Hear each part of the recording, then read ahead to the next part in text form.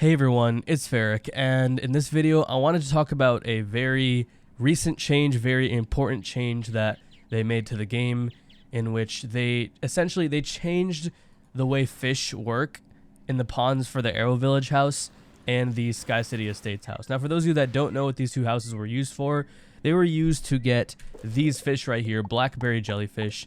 Now, these fish had two main uses. One, they were an excellent source of gold. One of these fish sells for around 4,000 gold minimum, and they could go up to 8,000 gold depending on the size. And the other reason was, if I go to my crafting tab here, you could actually craft them into golden wheat bread. If you are a master artisan rank in crafting, which is Dragonspire crafting quest or higher, you can buy this recipe from Crocotopia, and by buying these cards right here, which are really cheap, and this reagent here, which you can buy from a vendor, it is a little expensive to get a lot of them, but you can still buy them from a vendor. And just by having one Blackberry Jellyfish, that equaled one single mega snack, which is the golden wheat bread. So those were the two main uses for those, and obviously, as I explained before, you get them from the Aero Village house and this house right here, which is the Sky City Estates. I'm actually in my Sky City Estates from my first account, which right here, I have this house right here. I bought the bundle on my first account. These houses, these fishing hotspots right here, are publicly available resources because players can place them in housing tours. They're very useful houses because obviously, as I said earlier, you get the Blackberry Jellyfish from them. Now, the way you did it was you'd either use Winnow rank 2 fish, which you get from doing the Mushu fishing quest, or you get Winnow ice fish, which if you're level 3, you can buy from Timor Flamecaster in the Labyrinth in Dragonspire. Now, either of these two spells, one scares away all fish except ice fish, one scares away all fish except rank 2 fish. The Blackberry Jellyfish is a rank 2 ice fish. So either way would allow you to separate the pond so that most of the fish in it would end up being Blackberry Jellyfish. Now, in the Aero Village, in the back pond area, there would be anywhere between 1 to 5 Blackberry Jellyfish. Most of the time it would be around 2. Sometimes it would be 1 as well, so it wasn't that great. Once you fish those 2 fish, to reset the pond, you use this Summon Fish spell, which is something that you get at rank 6, which costs 10 energy. Once you have this pond, you use Winnow rank 2 fish, and this specific house basically was an upgrade to the Aero Village because the amount of Blackberry Jellyfish that were in this house was crazy. I've actually have videos where, you know, I got like 8-10 Blackberry Jellyfish in one single reset of all the fish.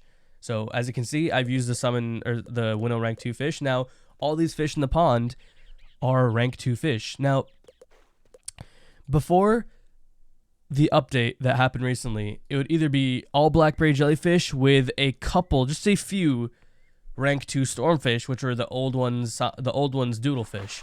So that meant you could just use an ice lure, catch all the fish, and you'd get, you know, 6, 8, 10 Blackberry Jellyfish in just one summon. So I'm going to show you exactly what they did to nerf this. Summon fish. This is resummons fish in both ponds. Yep, there we go. They're summoned in both ponds. And now, once again, I'm going to Winnow rank 2 fish.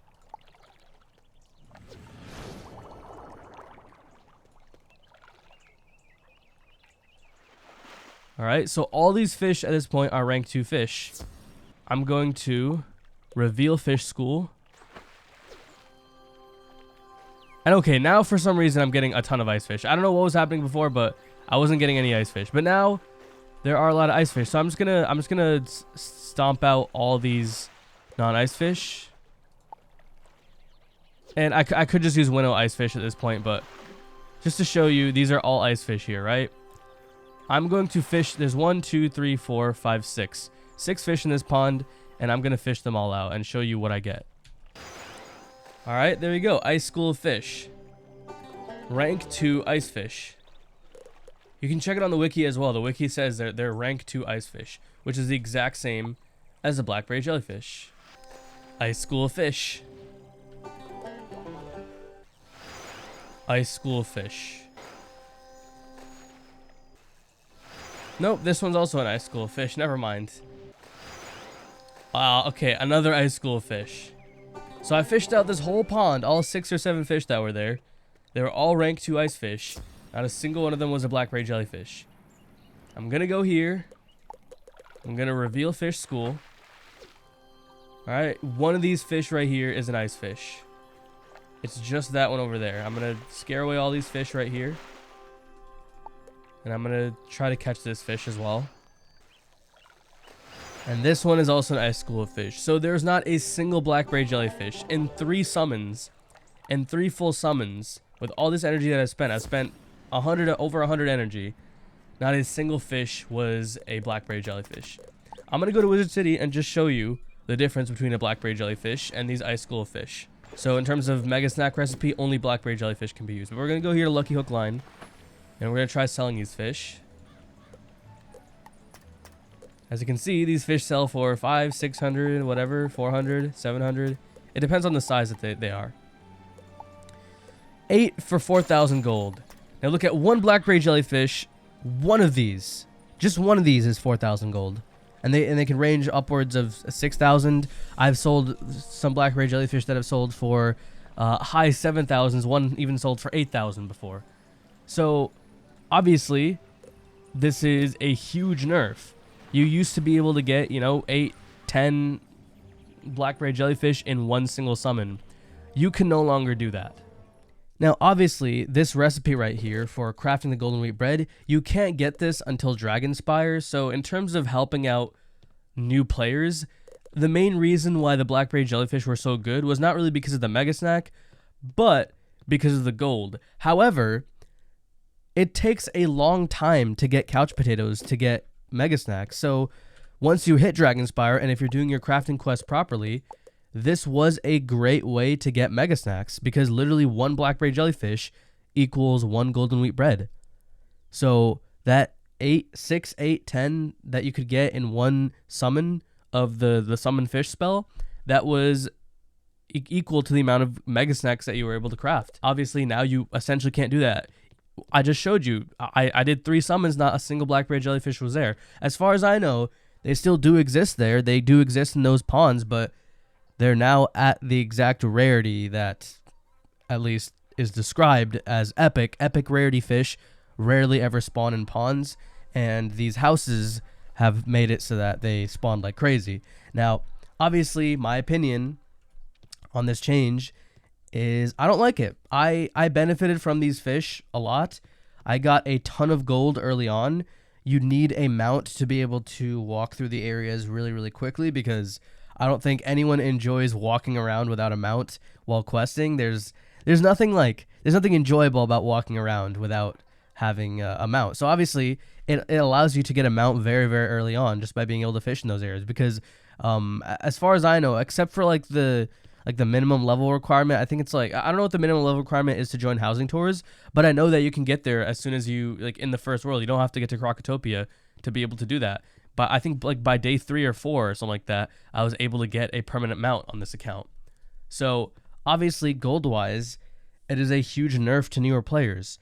Mega snack wise, it is also a pretty big nerf to new players. Now, here's the thing. Obviously, I don't like this change. However, people also didn't like the pet change that they made way back in spring 2020. And back when that happened, I didn't like that change either initially. My job is to find an alternative that works in a way where we no longer need those blackberry jellyfish. Obviously, with that kiosk change, the kiosk, even to today, is still very, very expensive. However, people moved on from that because people figured out better ways to get gold. So as players, I feel like the best thing we can do is find alternatives to these blackberry jellyfish. Now, I've said this before and I'll say it again. I think the best way to get mega snacks in the game is finding a permanent passive way to get them, which is why I always suggest people to get couch potatoes. These plants right here, I have a full 69 plot of them. In fact, if you actually check my pet snacks right here, if I go to, I believe it's pet snacks, as you can see, I have Captain Cantaloupe's Fancy Yogurt Golden Wheat Bread. I have these on both my characters. I have a 69 plot, which is the max amount you can get in a single plot with large spells. And I'm also now trying to get a second 69 plot on my balance character. I haven't really been farming that much. And that is because this one single 69 plot gives me way more mega snacks than I will ever use on this account. If you are not buying Perot's potions or energy elixirs, a single 69 plot will be more than enough to get you mega snacks. All these plants right here, they get to Elder fast enough. They give you 1 mega snack each time you get to Elder. You get Captain Cantaloupe, Fancy Yogurt, Golden Wheat Bread. I have never had to craft a single Blackberry Jellyfish into a mega snack to the point where I need more mega snacks. The thing that limits me from being able to create pets has always been either the pet timer, with only having 1 hatch every 12 hours. In my case, it's pretty much 24 hours because I only play on this account once a day. I don't use my 2 hatches a day. So pretty much every 24 hours, I do 1 hatch. And also the energy cap. So like once I'm training a pet to epic or training a pet to mega, I always run out of energy first. So this change, like, you only need as many mega snacks as fast as you make pets. I make pets every single day on this account, yet I never run out of mega snacks, and that is because I farm these couch potatoes. So for me personally, at this point, it no longer affects me as a player. Same thing goes for gold. I do not rely on Blackberry Jellyfish anymore. Late game players should not be affected by this. I personally believe if you are fishing for Blackberry Jellyfish to rely on either gold or mega snacks, you're doing it wrong. It is not the most time efficient option for gold or for mega snacks, because these couch potatoes, it takes me like maybe 5 minutes max every single day to take care of them. And I did the math the other day. The amount of the treasure cards, pet snacks, and just from the harvest that you get at mature harvest is 60,000 gold. And at an elder harvest, it's like well over 100,000, maybe even 150,000 gold. So you should have more than enough gold off of these alone. And I'm doing the decathlon right now as well, which the decathlon separately is a gold sink, and I have to do some supplemental gold farming to get that. But even then, I haven't really been Blackberry Jellyfish farming because that also costs me energy as well. So late game players, in my opinion, should not be affected by this change as much. Now here's where it is an issue. I relied on these fish as a lower level a lot.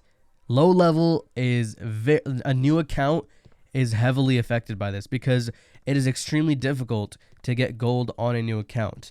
And also, getting mega snacks on a new account is obviously much more difficult. However, the mega snack issue is not as big of an issue because it's not like you could use these to craft these very early on. You can only do that once you hit Dragonspire crafting, and at that point you have already unlocked Grizzleheim, in which case I think it's just better to spend your time farming these, because 1 couch potato that you unlock is a permanent unlock that is effectively permanent mega snacks that you just have to spend a little bit of time every day gardening, and then you basically have mega snacks for life. You don't have to. I've always said this, and this goes for the Mirror Lake argument as well. Always try to get as many things farmed as passively as possible rather than actively farming for them, because you want to reduce the amount of active farming so that you can spend less time actually farming and more time actually playing the game. However, I can't deny that I've benefited from these as a lower level. So what I'm going to do, and what my job is right now, and obviously if you check this account, I'm wearing my fishing gear. I got disconnected, but that's fine. The reason I'm wearing my fishing gear is because I basically spent all night last night trying to figure out what the new gold method is for new players, because obviously gold is very hard to get at lower levels. Fishing was a great way to get gold, and with this change, it is no longer worth fishing for Blackberry Jellyfish because, as you saw, all those school of fish that I got sold for the price of 1 Blackberry Jellyfish. So I'm currently looking at different fish that are reliable that you can sell for gold to at least address that issue. As far as mega snacks go, couch potatoes are still the best way. I still think they're a great way. If you spend 30 minutes a day farming the troubled warriors at lower levels, you'll get around 1 to 2 couch potatoes, and just 30 minutes is not a lot of time. You really don't have to. It's almost automated. Like you just have to click one spell, an AoE spell, or blade in an AoE, and in 30 minutes you'll get 1 to 2 couch potatoes, and you do that for a month straight, and you'll have enough mega snacks essentially for life. I do not even rely on the mega snacks from the balance character. I have more than enough mega snacks to go around in this account. The limiting thing will always be the hatching timers and the energy. I still would like to see this changed, but at the same time, if it doesn't get changed, I think as players there are other ways to get around this, and I also do get why they changed this. I know this answer is probably not going to make a lot of people happy, but just know that I am working on an alternative to solving the gold issue for new players. And for mega snacks, couch potatoes, I've always said this, it's always the best way. And as far as the new player experience. I know the budget walkthrough has been about showing the new player experience and then showing how it progressed into essentially becoming a player that's just as good as any other players. I have great gear setups. I have all these, but obviously I started off from that point where I struggled to get gold early on. And obviously at this point, the way I relied to get that gold was these Blackberry Jellyfish. So I need to figure out a new way to get gold. And I also need to, my next budget walkthrough character, whatever school it will be, when I finish the balance walkthrough, because right now I have these two characters, Michael Silverflame, who is finished with the game essentially. I just have Power Draconian to finish, and Michael Hexflame, who is, you know, he's getting there as well. So when I make the new character, I'm going to treat it, at least for Arc 1, I'm going to treat that character as if it is a brand new account. I will not use anything at all from my main accounts until I've beaten Arc 1, because that is the arc that is the gold struggle. That is the arc before you can get Half Fang, where you can farm gold. That is the arc where you just unlock Grizzleheim Troubled Warriors for the first time. That is the arc, 2 arcs before you can farm more easily for couch potatoes from Gulchers and Mirage or an Imperia. So the next character for the budget walkthrough after Michael Hexflame, which is the current balance character, will be treated as if it is a fresh new character, and I will try to see how the player experience for a new player has changed, and that is how I'm going to move forward with this change. By the way, the reason why I wanted to show my main account as well was that I did buy the bundle house. In fact, I bought the one that got nerfed even harder. The Aero village was already not that great for Blackberry Jellyfish. You got like 1 to 5. Average, you got like 2 Blackberry Jellyfish, which was not that much. But the Sky City Estates house, I have that. I bought that with my own money. And believe me, I'm not very happy with this change. But I also get why they made this change. And I feel like the best thing we can do, I don't see them reverting this change at all. The best thing we can do as players is find alternative ways to get around these things. And that is what I'm going to do, and that is what I'm going to show you how to do. That is what I did when they changed the kiosk, when they changed the pet kiosk. Instead of, you know, complaining about it, all that stuff over and over again, over something that is pretty obvious that they're not going to change, I made a pet copying guide. Obviously, I need to update that pet copying guide, but the kiosk is usable, and they added an alternative to the kiosk, which is socializing with other people, and using pet lending allows you to get pets a lot easier. There is usually an alternative system that still works, and that is going to be my goal. So anyways, let me know what you think down in the comments below about this change. I want to hear out y'all's thoughts. Understand that this will probably stay the way it is. So anyways, let me know out in the comments below what you think. I'm going to keep on working on trying to find these new gold methods for lower level players, and you know, the new budget character will have the new player experience, the updated new player experience. So anyways, thank you all so much for watching. Much love. Stay safe out there. Have fun. Enjoy the game. And as always, have a good evening.